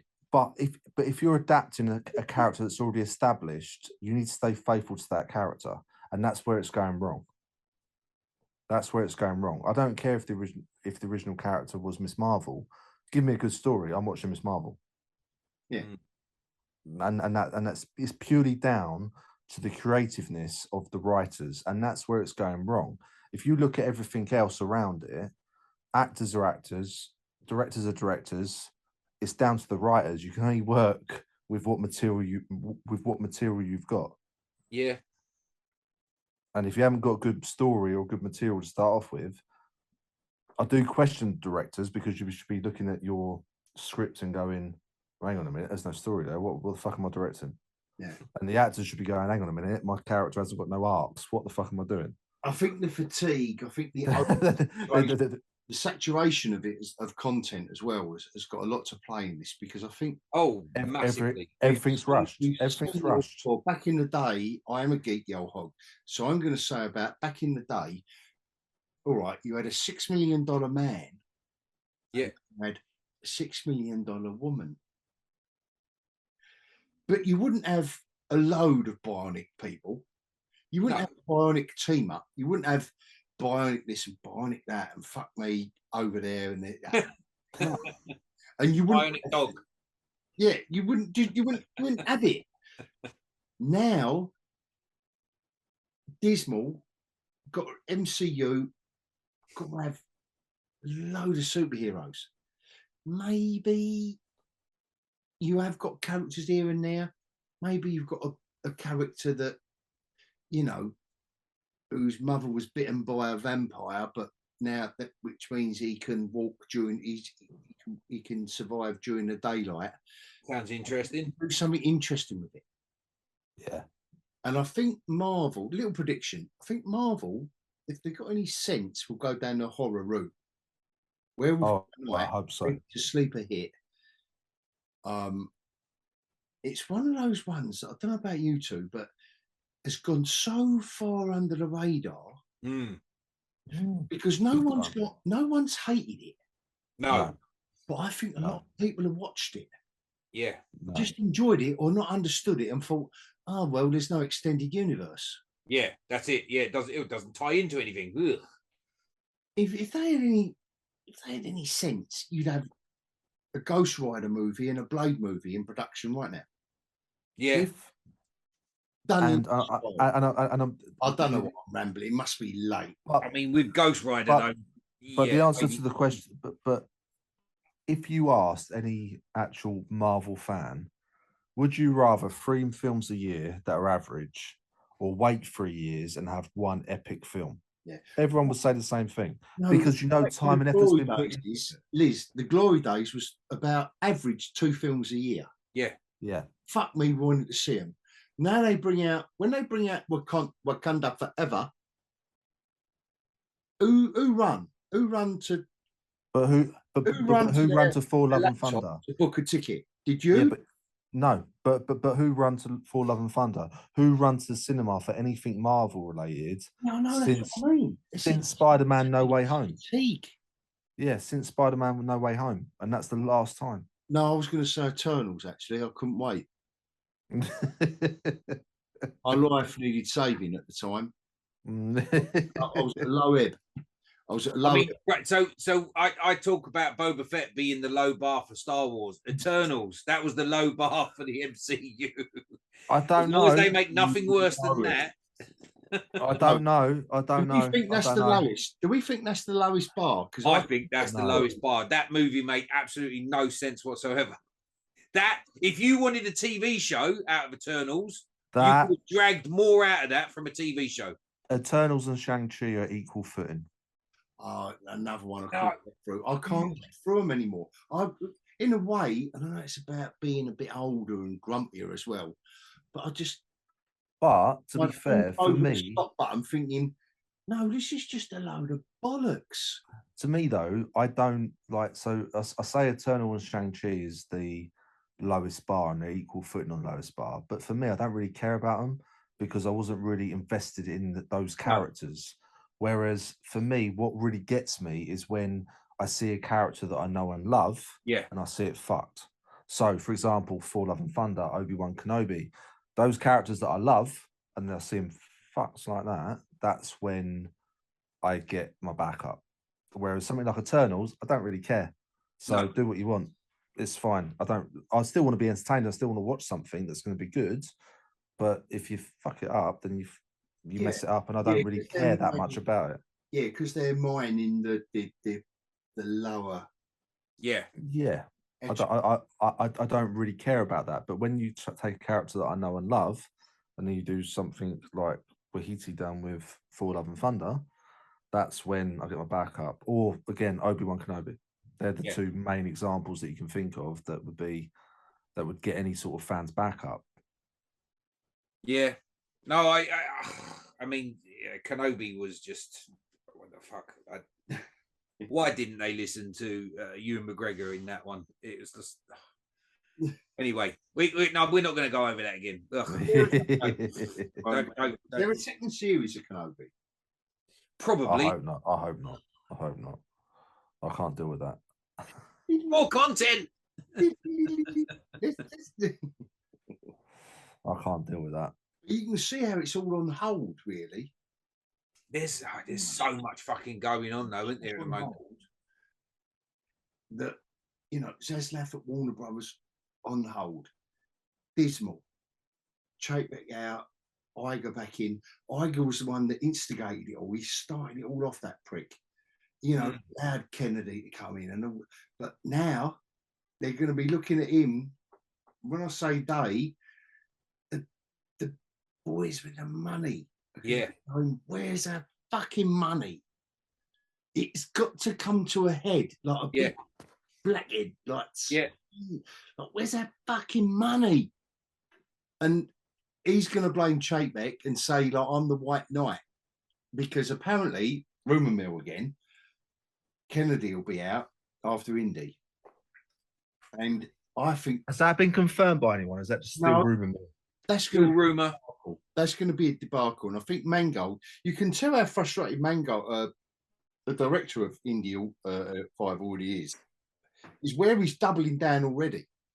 Yeah. Yeah. If you created something you was proud of, think about it, guys. That's where social media gets in the way, though. All three of us have been involved in little low-budget, independent short films and etc., etc. Except Taters, who's been in fucking Captain America, First Avenger. I've been in some big Me shit and too, you, but I can't reveal it. me and you, Liz, we've done the low-budget stuff. He's done, I've done low budget stuff as well. he's I've been in Mr. some big Hollywood. shit. Yeah, I've been in some big shit, but I can't really reveal it. he's in Mr. Hollywood. Anyway, no, come on. What was you in? What was the film with the Me? lizard? I want to know what film it was in with the lizard. I I can't think can't of any tell you. movies with Oh. lizards. Hey, Jurassic Park. Remember there that? weren't lizards. Remember that scene where the dinosaurs were running past them? He was one of them.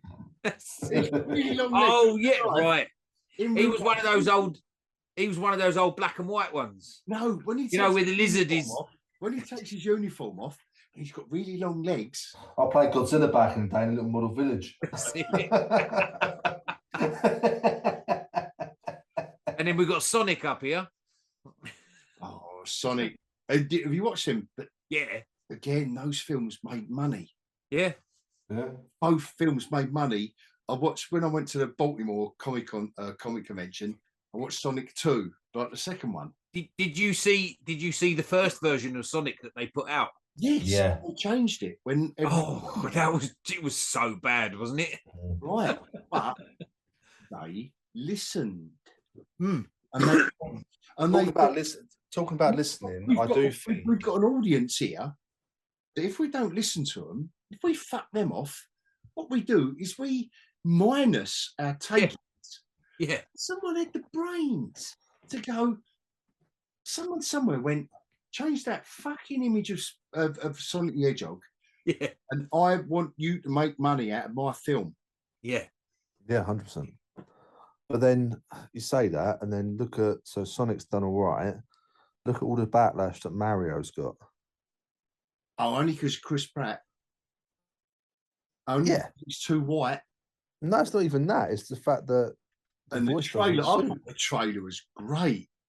Yeah, but the voice doesn't suit.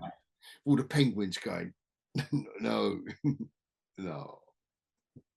Yeah, it's I don't know. I honestly think manga's going to be the way forward. Manga. Well, at some point, yeah, manga's going to be the way forward. That's what the way that it's all going to go. What do you mean the way forward? As in back to animated or making live action from the old animated? Live action. Right. So like Ghost in a Shell, that sort of stuff. Yeah, and something like Arcane, but live action. I think that's going to be. As soon as we see something like Arcane that's live action, I think that's when it's all going to start coming in from that bit, because Arcane was superb. That's the one with Netflix. What Netflix is doing and contracting, and as much as I'm praising corporations for wanting to earn money, only because I want them to earn money because I want them to do crowd pleasing stuff. There's nothing wrong with that. We don't all want to see tiny little esoteric, kind of whimsical, puffy stuff. But when you look at manga, it's stuff that's almost fresh and new. So unless you're into manga, the normies and people that aren't into manga won't know any of those stories. And there's a lot of rich, good stories. Arcane being an example of one of them. And look at the bollocks. and look how well that's done. If that was done in live action, then I've not actually watched any of that Arcane, not yet. But imagine in live action Arcane, how many waves that would make, and then all of a sudden there'd be a whole rush of what manga properties can we get. Did you watch Alita when it came out? Yeah. Yes. Did you like that? Yeah. Because I did. I've still got the original on VHS. And if they could do a decent version of Akira, version of Akira. Do you remember? It's always in production. There is always a version. Yeah. For the past, I'm going to say the past 30 years of my life. Yeah. There has always been somewhere in the works in the world a version of Akira. Yeah. Sometimes it's animated, sometimes it's live action. Yeah.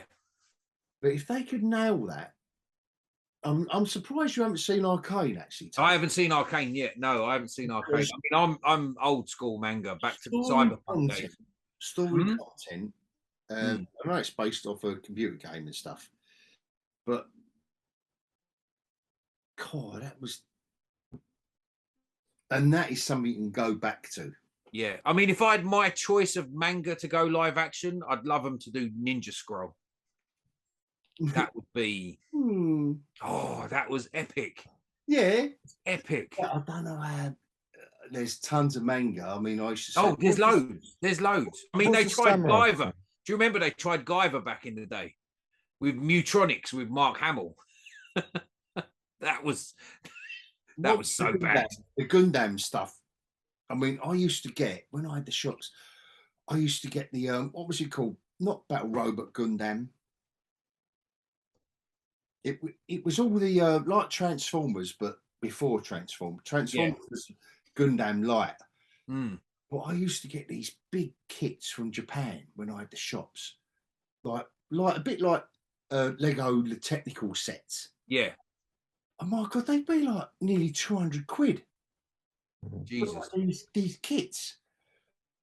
People love this stuff. These Gundam robots. And old Guillermo del Toro, he did it in what was that? Them 2 films he did with when I was in the water with the big robots. In the water with big robots. Yeah, Guillermo del Toro. Pacific Rim. Yes. Yes, right. I'm with you. Yes, yes. So Gundam was like that. He riffed back. He riffed massively off it. Yeah. And he kind of mixed it with the other Japanese love of Gundams and all that. And Pacific Rim was like the perfect mix of all that. Yeah. But all that big robot stuff, people love it, but no one's done it really effect. Well, we did Pacific Rim. I think both of those films are dope. Where does the Pacific Rim come from now? But you look at the comics and you look at how manga's sort of doing better in the comics than a lot of DC stuff. That's the trend. The comics are normally ahead of what the film genre is. I do think manga is going to be sort of what the next sort of craze that we're going to see. There's been superheroes, and when superheroes eventually die out because Disney have killed it off, it's going to be manga. I'd love to see someone do it well. Yeah, I would too. Yeah. There's a lot of content. There's a lot of content from manga. There's so much they could do. But that Battle Angel Alita, was very good. Was a worthy. Absolutely. Some really moody moments with her and the kid in the rain. I know a lot of people got the ump because they literally followed the original near enough word for word. But for me, it was awesome. That was a very good film. Very good film. I don't know. I only know the film. How close was that to the? Spot on. Spot on. Okay. Like, as in, if you watched the animated movie with the movie side by side, they pretty much run in line. The thing is, though, with that, and you know I'm not a fan of a literal translation. No. But that was the origin. That was the origin. So if we're going to talk about comic or manga or anything, origin stories, or even books. Yeah. Translating a character from a book or a comic to the live action screen. The origin, which Battle Angel Alita was. Yeah, I think they nailed it. Yeah. But only because it was an origin. Like something like Watchmen and Old Zack. Old Zack's a good one. Yeah. Good example to use with Watchmen. He fucking translated every page of that comic. I love him for that. I love him for doing that. But you kind of, as I'm watching it, as geekyOlhog watching that film, I'm thinking, no one else apart from me is going to like this film. And it's a shame because you kind of understand what he wants to do, but sometimes it takes, like I say, just someone with their arm around your shoulder to say, Zach, mate, back off. I've read Watchmen. I love you. I know what you can do, but we can make a 2-hour film out of that graphic novel that doesn't just translate every page for scene for scene. Yeah. Just make it snap. We can make every character, Dr. Manhattan, go bosh, everything. And I don't mean to make it, I don't mean that in an over commercial way. And I will roll back to my favourite example, which is Blade. Yeah. Yeah. Which is not just a B-list character, he was Z-list. Yeah. Yeah. And I've got a box full of Tomb of Dracula. And we said it before, Blade wasn't just a good superhero movie ahead of its time, it was also a good vampire movie. Who dug that fucker out and modernised it? Yeah, it was quality. Shades on, man. He didn't have an afro because the Wesley Snipes was perfect. The late 70s. And again, talking about owning a role, talking about owning a role, just like Hugh Jackman with Wolverine, etc. Wesley Snipes' Blade owned that. Oh yeah, owned it, absolutely owned it, and that he was almost made for that role. Yeah, he absolutely owned it. He really did. And what was it, Goya who wrote the script? Yeah, I think for at least the first two. Yeah, but everything ended on a cool pose. Yeah, we didn't mind it because it fucking worked. Yeah, first scene with that music. Yeah, disco and the blood coming out, eventually coming out. Sprinklers, yeah. What's it? Like ding ding ding ding ding. And then he's standing. He just happens to be in a circular room. Yeah. With the blade thing, and he goes, and it sets up the whole world that the audience is expected to believe in. Yeah. Writers, it sets it up perfectly, and the young guy with the female vampires that have obviously, but the audience, he doesn't understand it yet. Yeah, we all know that they're going to feed on him. Don't go there. But anyway, and from there, and then all the blood comes down, and then he's doing everyone in, and then that little what was the character? He chops his hand off or something, and then he grows. Yeah. I forget the character's name, but yeah. But instead of quips, that's the wink to the audience. Yeah. That character, I forget his name now, with a beard, wasn't it? Yeah. And it was, he always had a hand or an arm chopped off, and it was growing back, and I'll get you later. What was it? Wesley Snipes' his character. I'll catch you later, or something like that. Something like that, yeah. An Arnie quip. But just enough in that world, it just created, for me, that is my number one example of creating a stupid fantasy realm of a world, set up the rules. The rules. Yeah. You've got to believe that a half man, half vampire can walk during the day and hunt vampires, and he's got the tools of the trade. He's got the two swords. That would never work. That never works. It can't. He only had one. He only had one. The worst. He only had one sword, man. He only had one. Yeah, but wherever his weapons work, that would never work. No, he was also flexible. Yeah, like, none of it would work, but they made you believe. A bit like Willow and the Chuckle Brothers. The Willow Wait Just ship till someone. Just I'm ship Willow. someone. Yeah, I'm Willow. I don't do magic. I don't do that magic anymore. Just jog on. Jog on. Is there any update? Is there any updates on Dismal's blade? Oh, I hope not. I hope they just cut their own throat with it, to be fair. Got the blade. To be fair, the guy they got in the role, Yeah, he suits it. listen, but Yeah. you know what they're gonna do with it. You've got to do better, Senator.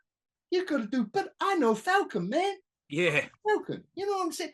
Yeah, you got the big. My mum's got. She's cooking chitlins back in the Chitlins. fucking home. The big titties hanging down, cooking chitlins, man. Well. I'll edit that bit. But you know that's what Dismal are gonna do. Yes. He's gonna go right up to the screen and go, "Did you know I was black? I'm a black superhero, man.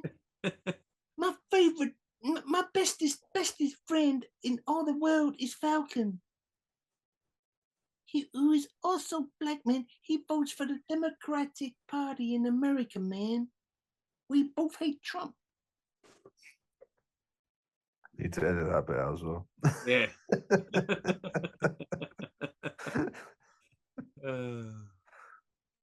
Oh fuck.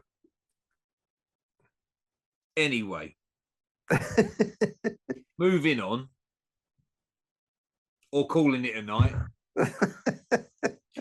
I think he's burned out. Look at him. I think that last little. I was thinking, what can I follow that with? Bye. Yeah. Yeah, bye. Yeah. Anyway, no, I think we've gone for everything there. To be fair. Well, yeah, mostly. Yeah. Mostly. We'll save the Avatar 2 stuff. Yeah, I've got tickets for that. Yeah. I can't wait. Let's try and all see something. Yeah, let's all try and watch something. And talk about it, get together and talk about it, rather than like, oh, I didn't see that. Yeah, didn't see that. Really short videos, I really. haven't seen that. Podcasts should get shorter and shorter. Oh, what have you been doing? Oh, not a lot. No, yeah, nothing. Yeah. Painting. Yeah, decorated the spare room. Well, our next get together is going to be the 22nd. You beaming down, Liz? Yeah, man. Cool. All right. That's if Can't it's still wait. the 22nd. Yes. Back to you, Sonic. Yeah. I've still got the quill. Just one quill from the back of his arse. Yeah. Electric.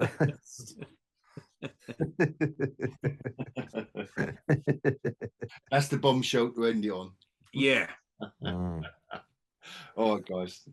Yeah, gentlemen. See you soon.